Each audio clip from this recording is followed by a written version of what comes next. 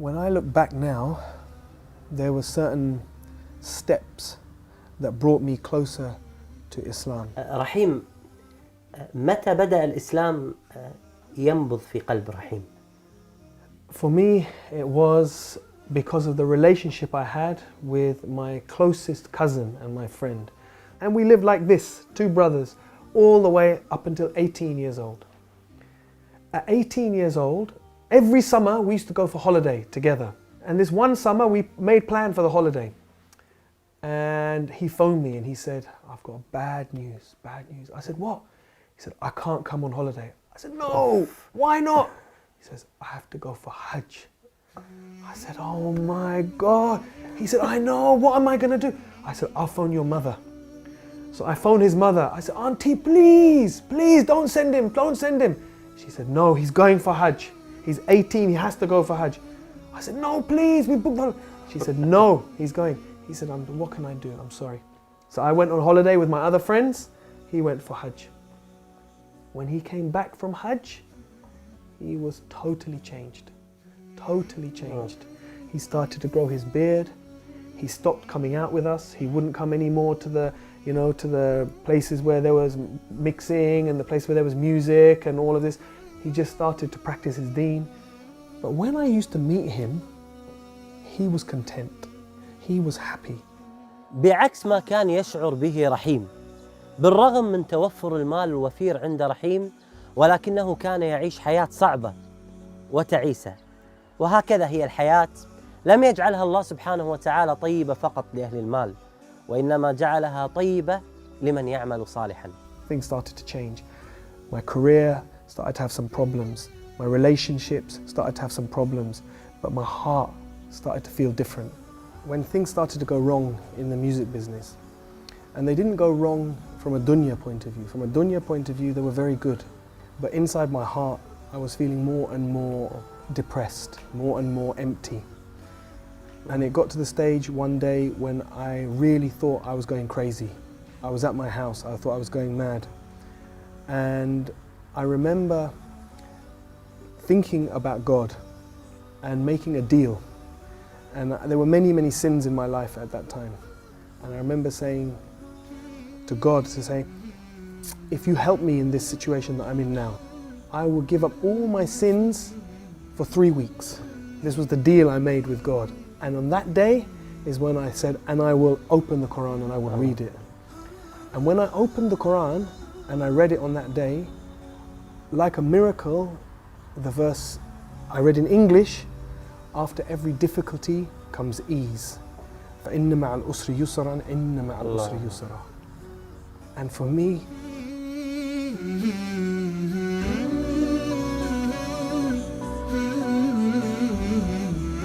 it's like a miracle, because I was very desperate at that time, and I didn't know where to go. I didn't know where to turn, and I thought I was going crazy.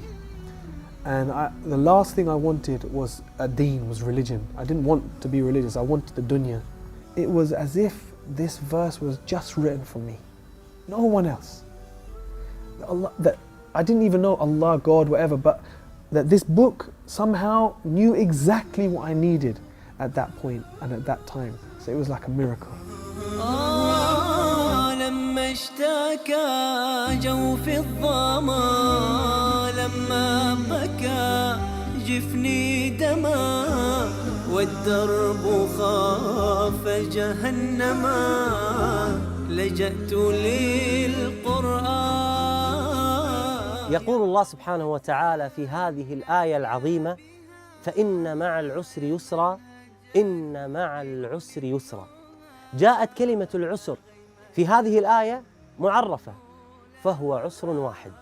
وجاءت كلمة اليسر في هذه الآية نكرة، فهو يسرين. فلا يمكن أن يغلب عسرا يسرين. فاستبشروا يا أهل البلاء بيسر من الله سبحانه وتعالى. بالقرآن برحمه تحلو الحياة شوقا إلى المولى أتاي أسلمت روحي للإله بالقرآن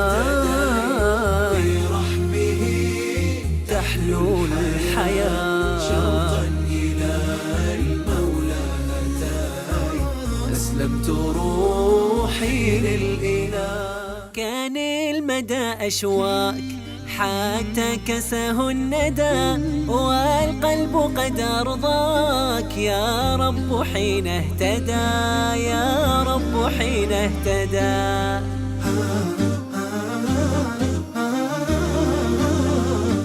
لم يكن قرار رحيم بالإسلام سهلا، فهو يعيش برفاهية كل من في عمره كان يتمناها.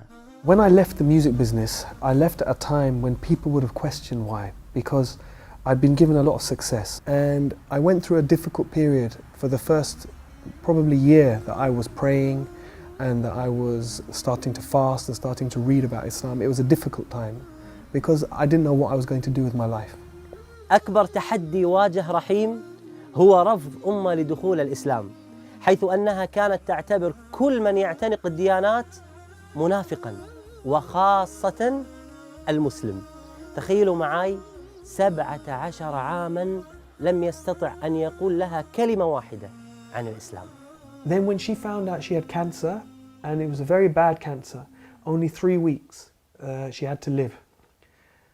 For the first time, her heart softened towards Islam, just a little bit. But it was, wallahi, it was a miracle, because it was step by step by step. But the key thing, one of the key things, was she called me one day when she was very close to dying. She called me and she said, look, I don't want to be buried. I want to be cremated. So I said to her, no problem. But I said, tell me this, if you're cremated, who's going to do it? She stopped, she said to me, well, what's the alternative?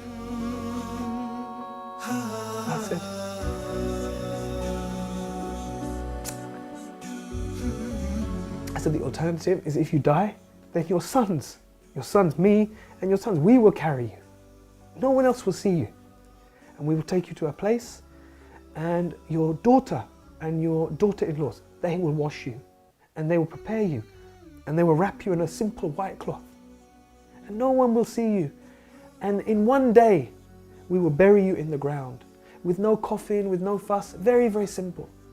She said to me, that's what I want. She said, that's what I want. But now I had a problem. She's not Muslim. So she phoned my brother and sister and she said, I want a Muslim burial. I would just try very slowly to give her small bits of dawah. If there is a creator, do you think maybe he sent messengers? Do you think maybe he sent people as guides? And one day she said, yes, I believe that. So Sheikh, for me, I was happy. She believes in a creator, she believes in messengers. I thought, inshallah, I have an excuse. I can make dua for her. I can say to the imam, inshallah, we bury her as Muslim. But my son, he was then 14 years old. He said, it's not enough.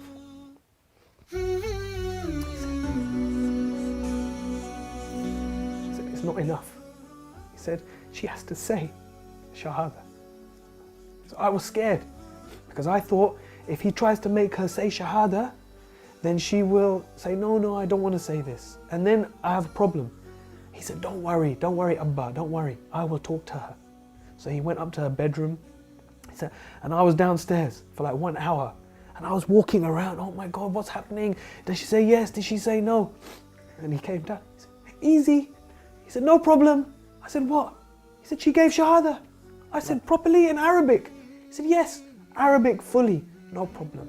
And maybe 2-3 days later, she died. Oh. Alhamdulillah. سبحان الله يعني وأن الله يهدي من يريد.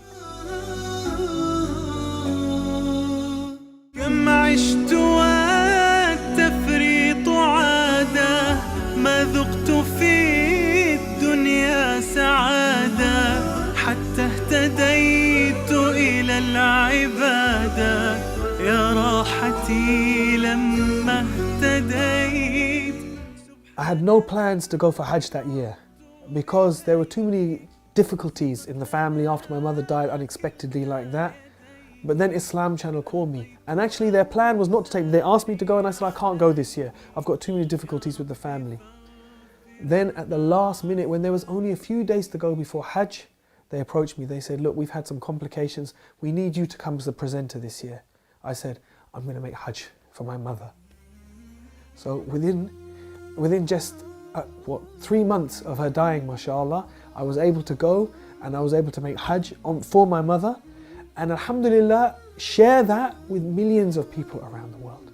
And so many people called, because she died in Ramadan, and I was doing TV work at that time, Allahu Akbar. People from around the world called and gave sadaqah in her name. Someone built a masjid in her name. So many orphans sponsored in her name. So Allah is Ar-Rahman. Allah is Ar-Rahman.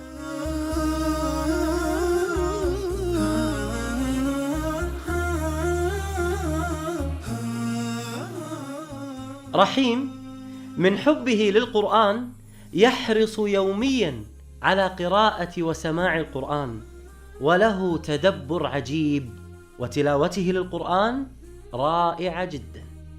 Saad al-Ghamidi, Sheikh, was the first one who I heard, and I thought, subhanAllah, this is so beautiful. So I used to play last juz all the time, and his recitation of Surah Al-Fajr is so beautiful. So first of all, it became my favorite verse just by the sound of it. He used to say at the end of Surah Al-Fajr, Ya ayyatuhan nafsul mutma'inna irji'i ila rabbiki radiyatan mardiyatan fadkhuli fi ibadi wadkhuli jannati. And the way Sheikh Saad al-Ghamidi recites this, it just is so beautiful. I didn't know what it meant, but it became my favorite verses just by the sound. Then when I began to read and understand what it meant, every time I think about these verses, I just think one thing, that maybe we will hear Allah say this.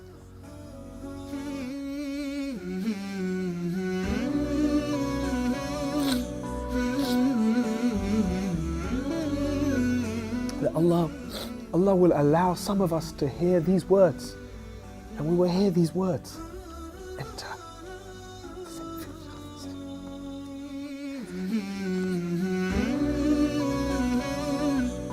So this verse is very dear to my heart, because this is my hope, that we will hear this, and that my children and my parents will hear these verses. Inshallah. سبحان من عدت إليه بسطت لنا كلتا يديه ألقيت أوزاري عليه يا ربي فاغفر ما عصاني.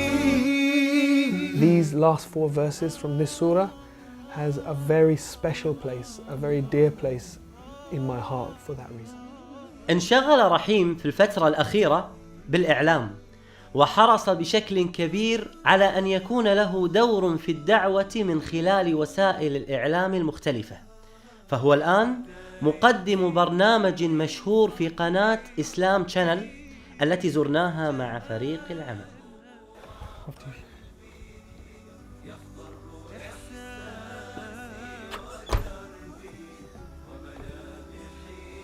شيخ، شكرا الحمد لله على هذا اللقاء الجميل المؤثر الرائع. نهاية اللقاء أريد أن أعرف أمنية رحيم. ماذا يتمنى أخونا رحيم بعد هذا اللقاء الجميل؟ Subhanallah. You know, from the work that I've done, alhamdulillah, Allah has blessed me to have the opportunity to do a lot of privileged work.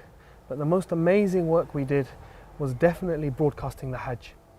Our series called The Footsteps of Ibrahim, where we toured all over. The authorities gave us access to the Masjid al-Nabi sallallahu alaihi wasallam, to the graveyards, to the Quran printing factory, to the Masjid al-Haram in Mecca, to all these places. And we showed millions of people around the world. And the response was amazing, but it was all in English. And if we could take this to other languages, so everyone could see this, inshallah, this would be amazing. بإذن الله. موقع نون القرآني يقوم بترجمة هذا البرنامج بإذن الله عز وجل، ويكون داعما لك في هذه الدعوة. هذا الموقع القرآني المتخصص في القراءات، موقع نون بإذن الله عز وجل. شكرا، الله يبارك فيك.